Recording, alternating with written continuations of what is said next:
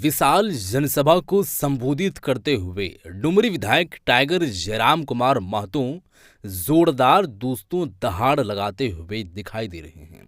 अब दहाड़ किस बात की है? बात ये नहीं है कि हम क्या कर रहे हैं, बात ये है कि हमें क्या करना चाहिए और अगर वो हम काम कर रहे हैं तो उसका रिजल्ट कहाँ देखने को मिल रही है।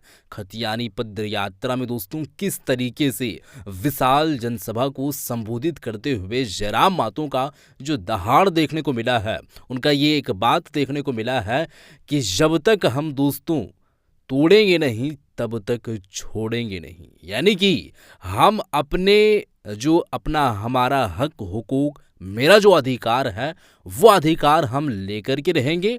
इसके लिए हमें जो कुछ भी करना होगा हम करने के लिए तैयार हैं। हम अपने साथ साथ हमारे जो जनता जनार्दन हैं जो हमें वोट दे करके और वो जो है वो सीट में बैठाने की काम किए हैं और वो रिज़ल्ट देखने की काम किए हैं, तो वो रिज़ल्ट हम दोस्तों दिलवाने का काम करेंगे और जो वादा किए हैं वादा हम भरपूर जो है वो कोशिश करेंगे कि उसको पूरा करें। बात क्या है दोस्तों, छोटी सी वीडियो में आपको दिखाने वाला हूँ। आप इस वीडियो को देखें कि विशाल जनसभा को किस तरीके से संबोधित करते हुए बात क्या कुछ कह रहे हैं, बात आखिर में क्या कुछ इनका कहना है। तमाम झारखंडी जो है वो आज इस वीडियो को देख करके जाइएगा। जयराम महतो का जो कहना है, इनके बात पर आप कितना सहमति जताते हैं, इनके विचार के साथ आप कैसे जो है वो चलते हैं, आपका इस पर क्या है स्टैंड, ज़रूर बताइएगा। और बताने के साथ साथ में वो दोस्तों काम भी ज़रूर कीजिएगा कि आगे तक भी लोग जान पाएँ और उन तक वीडियो पहुंचाने की आप कोशिश ज़रूर कीजिएगा। वीडियो पहले आप देखिए, उसके बाद कि हम बातें करेंगे। वीडियो देखें। तो हम तो बार बार बोल रही हो, जाए तो जाए परवाना है, लेकिन जमीन गलत तरीके से ना जाना चाहिए। अच्छा, सही बात है। एक इंसान की आयु 60 साल 70 साल कितने ना, ए दादी 60 70 80 साल ना, जमीनिया कितना हजार साल से बप्पा दादा परदादा से औकस ऊपर से हो, एक बाद भी जमीन में कितना दिन तक हमने पास रातों की ना, यानी जान से बढ़ के तोर जमीन में लगाओ, जान जीते जाए भी परवाना है। ऐसे भी हमने जान दे के इस राज के बनवा लिए, लेकिन आज अगर पिछू है गया तो जैसे पिछुआट बाजे से यहाँ 30,000 करोड़ के टेंडर हो।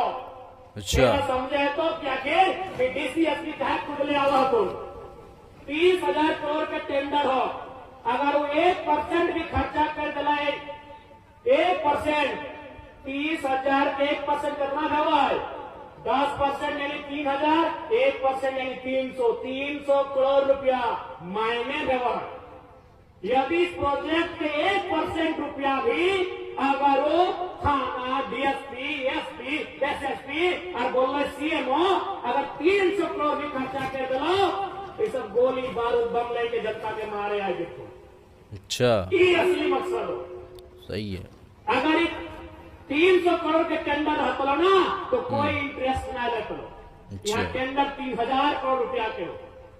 इंसान की पैसा कि धन दौलत में इतना पागल हो गया हो, इतना अंधा हो गया हो कि अपनी के महिला सबके इतना रोदवा में घर द्वार छोड़ के महिला सब बैठ लेते, छोटे छोटे छुआ लेके बैठ लेते, देखने के दिखाई नहीं देगा।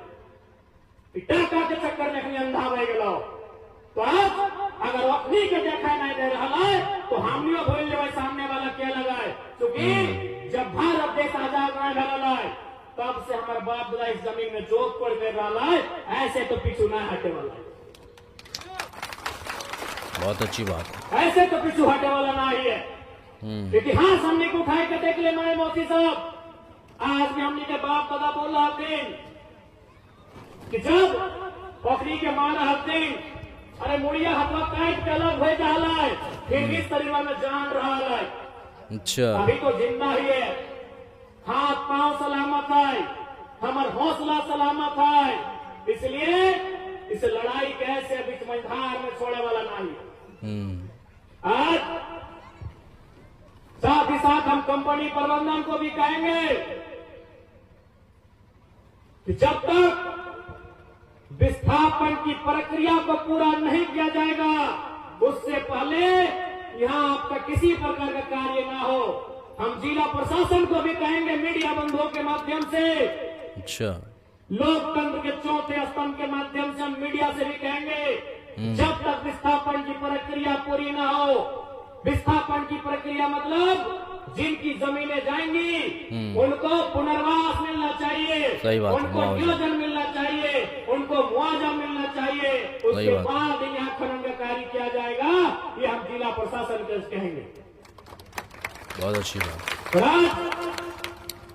एक बात तो नहीं स्पष्ट जान ले, चूंकि अभी सत्र चल रहा है, एक बार उठवा लिए, अगर ना बताए तो होली के बाद फिर से हमने सत्र 10-12 दिन चलता है, हम फिर से इस मामला के सदन में उठेगा।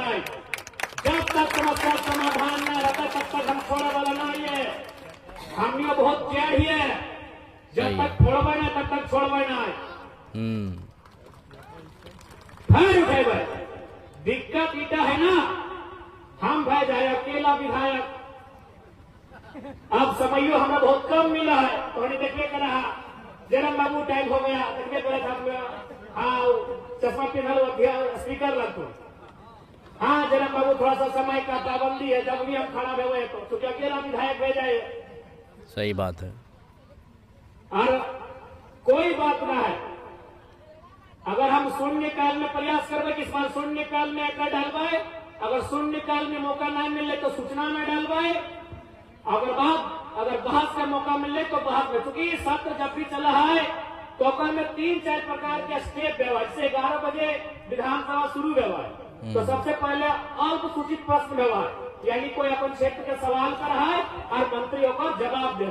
जैसे हम वकील वाला सवाल कर लिए, मंत्री जवाब दे, जैसे हम बिजली वाला सवाल कर लिए, मंत्रियों को जवाब दे, और बाद तारांकित प्रश्न व्यवहार, और बाद शून्य काल आया है। शून्य काल में कोई मांग के उठवल जाए, कोई मुद्दा क्षेत्र की समस्या लगे राखल जाए, और शून्य काल के भी नियम हो कि 25 को विधायक के मौका मिलतो, और रात 12 बजे जाके अपने के हाजिरी बनने व्यवहार।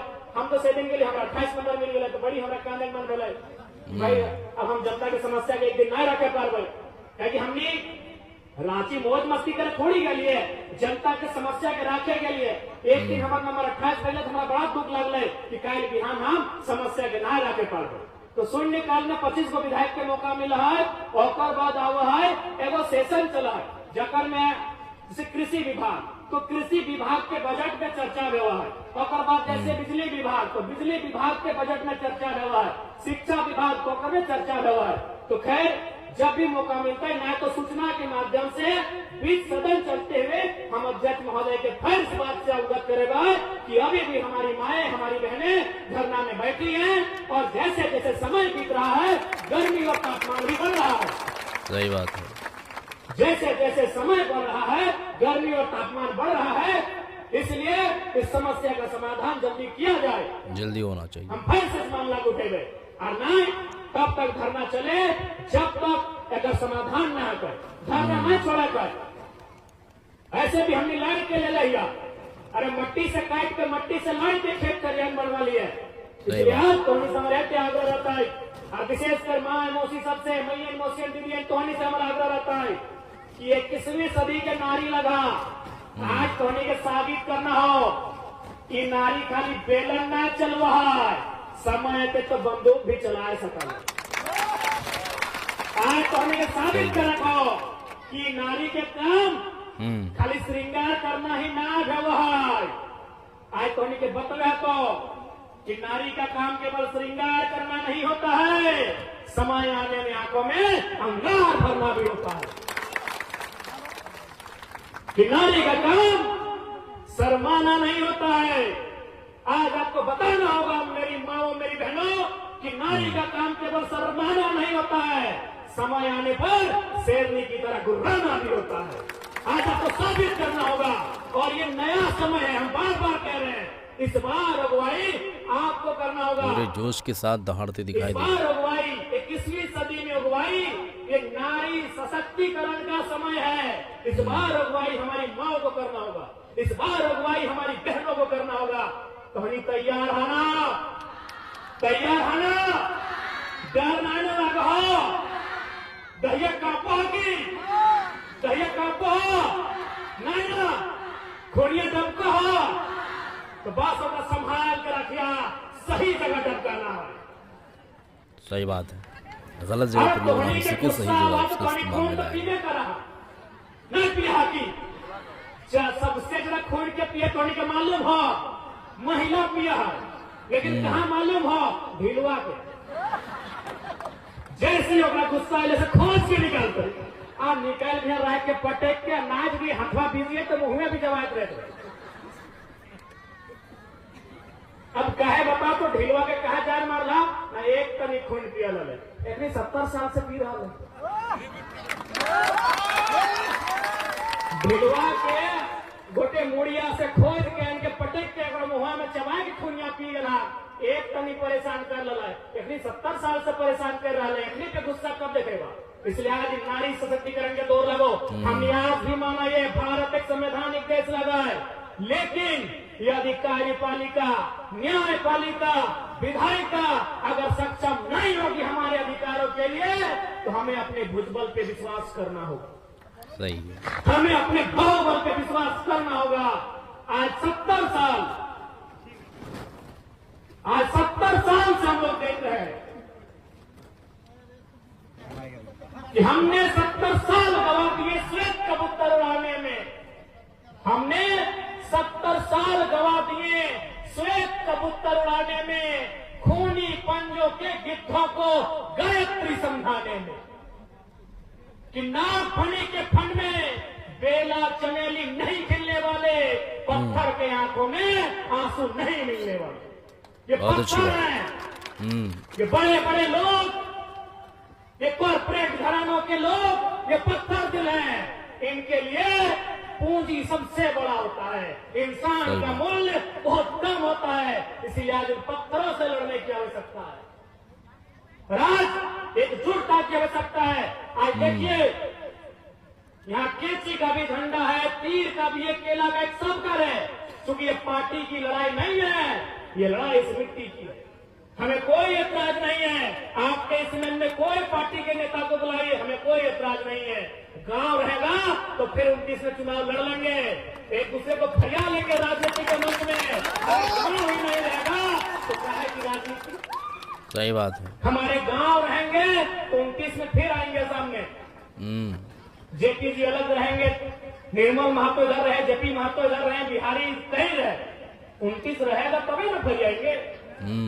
इसलिए आज ये समय है आपसी राजनीतिक मतभेद को भूलने का।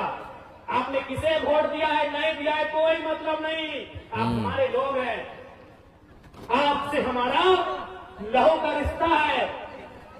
आप किन को वोट दिए कोई मायने नहीं है। आज आपके पास समस्या है और उस समस्या के साथ खड़ा होना ये मेरी जिम्मेदारी है। बहुत अच्छी बात है, और ये वीडियो आप लोग पूरी तरीके से देख चुके हैं और बातें भी आप लोगों को मालूम चल चुका है। सीधे तौर पर दोस्तों इनका कहना है कि जो विस्थापित हैं और वो नियोजन नीति की अगर मांग कर रहे हैं, उनके ज़मीन को अगर लिया जा रहा है तो उनके ज़मीन को वो लें, लेकिन यहाँ पर अगर देखा जाए तो निसंदेह ज़मीन लेने से पहले वो उनको मुआवजा दें, मुआवजा पहले दें, ज़मीन लें, फिर वहाँ पर खनन का कार्य करें।